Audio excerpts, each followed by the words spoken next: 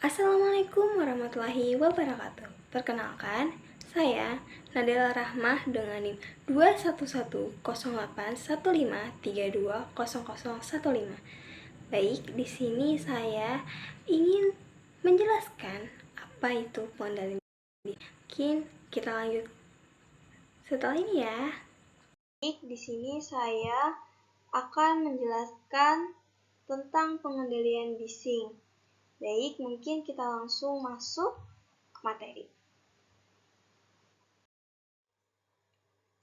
Pengertian.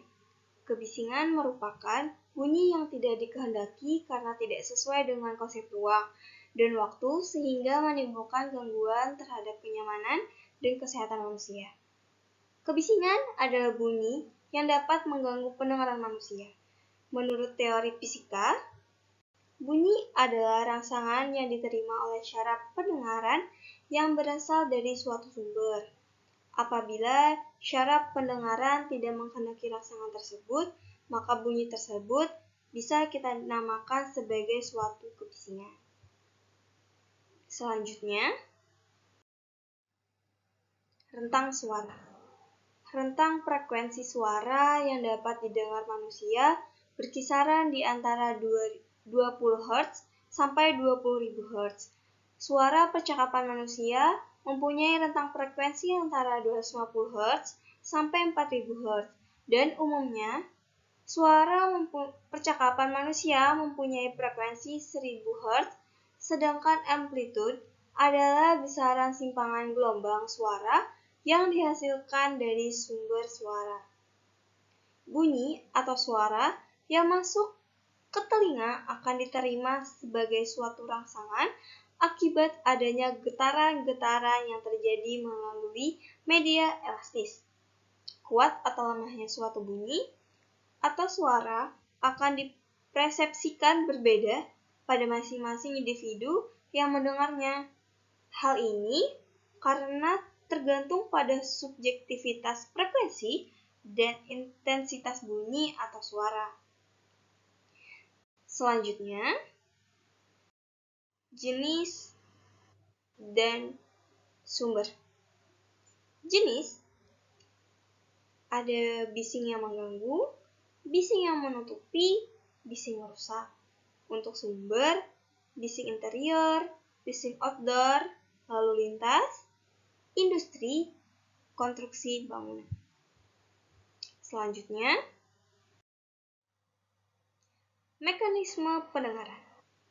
Proses mendengar suara diawali dengan datangnya gelombang suara dari berbagai sisi yang akan dikondisikan dengan pina sehingga semua memiliki keterarahan yang sama untuk masuk ke dalam telinga. Hal inilah yang menyebabkan manusia dapat mengetahui arah datangnya suara.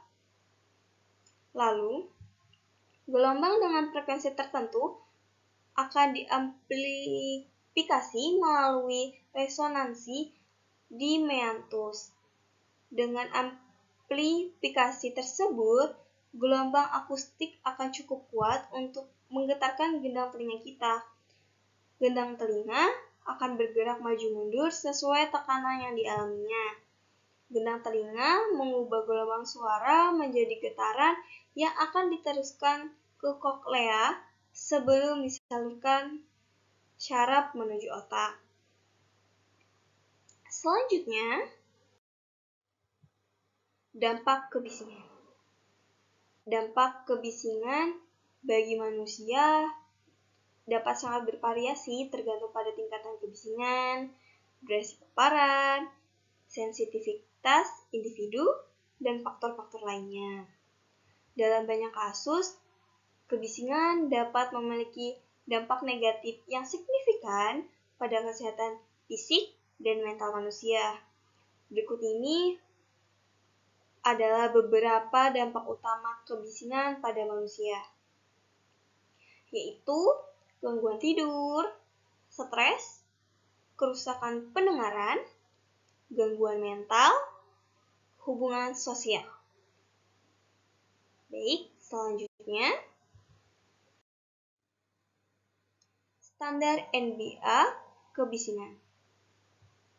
Standar NBA atau nilai ambang batas untuk kebisingan di Indonesia diatur oleh Kementerian Lingkungan Hidup dan Kehutanan (KLHK) melalui Peraturan Menteri Lingkungan Hidup dan Kehutanan Nomor P.Dua+Setjen-Setjen-1/9/2016 tentang pedoman penyusunan standar baku mutu kebisingan, keselamatan dan kesehatan kerja atau K3 lingkungan hidup.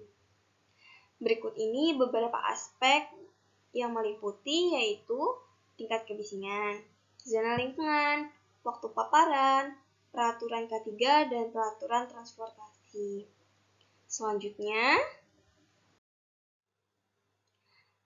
alat ukur kebisingan.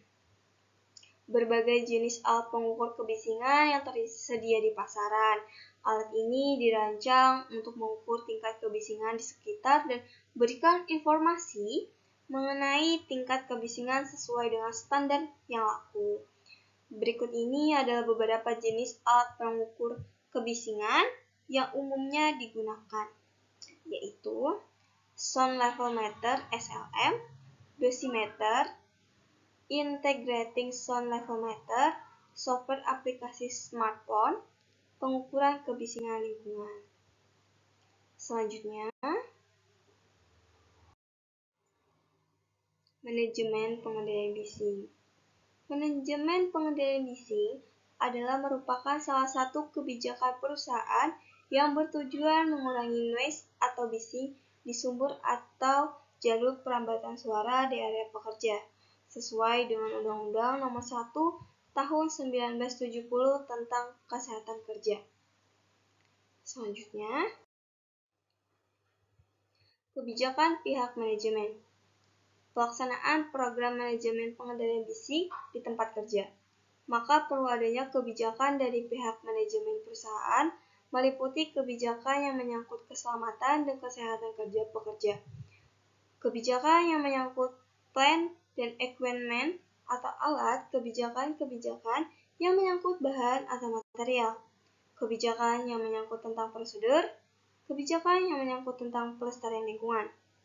Selanjutnya, dari kebijakan-kebijakan tersebut, maka pelaksanaan program Noise Control Management atau manajemen pengendalian bising terdiri dari 5 komponen dasar, yaitu meliputi pengendalian bahaya risiko bising, identifikasi bahaya bising, evaluasi bahaya bising, pengendalian bahaya bising, pendidikan dan pelatihan karyawan. Selanjutnya, penanganan. Penanganan dampak kebisingan pada manusia meliputi serangkaian tindakan untuk mengurangi atau menghilangkan paparan kebisingan, serta untuk mengurangi dampak negatif yang mungkin telah terjadi pada kesehatan fisik dan mental. Berikut ini adalah beberapa langkah yang dapat diambil untuk menangani dampak kebisingan pada manusia. Yang pertama, identifikasi sumber kebisingan. Kedua, penggunaan pelindung telinga. Ketiga, peraturan lingkungan. Baik, mungkin itu saja yang dapat saya sampaikan mengenai pengendalian bising. Semoga materi yang saya sampaikan saat ini bisa bermanfaat untuk kita semua dan menambah wawasan untuk kita semua. Sekian, terima kasih. Wassalamualaikum warahmatullahi wabarakatuh.